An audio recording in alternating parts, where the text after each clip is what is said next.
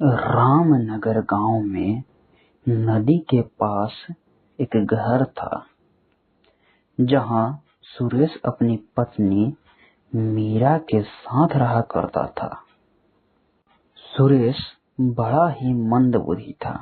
वह जंगल से लकड़ी काटता और फिर उसे कोयला बनाकर बाजार में बेच देता था और उससे मिले पैसों से अपना घर चलाता था। एक दिन सुरेश लकड़ी काटने के लिए जंगल की ओर जा रहा था। तभी रास्ते में उसे एक चमकीली चीज दिखाई दी। अरे, ये क्या चीज है? बहुत चमक रहा है। ये मेरे काम की तो नहीं है। चलो इसे राजा के पास लेकर चलते हैं। राजा इसके बदले जरूर कुछ न कुछ दे देंगे। सुरेश चमकीली चीज लेकर राजा के पास गया।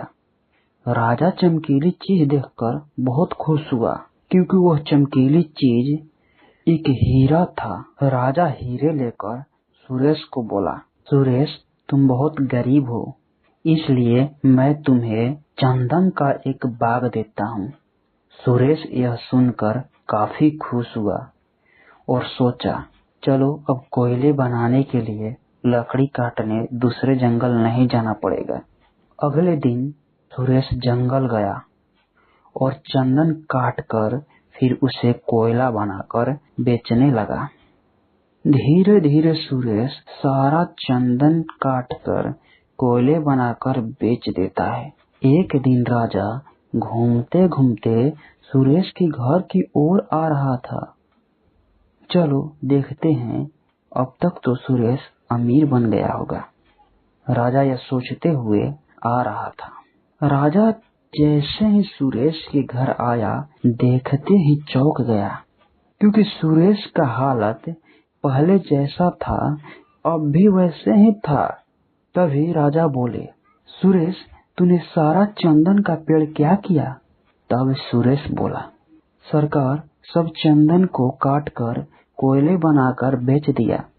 बस इस कुल्हाड़ी के पीछे लगी चंदन की लकड़ी ही बाकी है। राजा सुरेश को देखते हुए बोले, सुरेश, तुम इस कुल्हाड़ी के पीछे लगी लकड़ी को ले जाकर बाजार में बेचो। सुरेश राजा की बात मान लेता है और लकड़ी लेकर बाजार में पहुंच जाता है और चंदन की लकड़ी को खरीदार को दे देता है। तब खरीदार उसे बदले में काफी पैसा देता है। तब सुरेश यह देखकर दंग रह जाता है और अपने सर पर हाथ रख लेता है और अपने किए पर पछताने लगता है। अगर आज मैं थोड़ा सा भी पढ़ा होता तो आज मैं अमीर होता।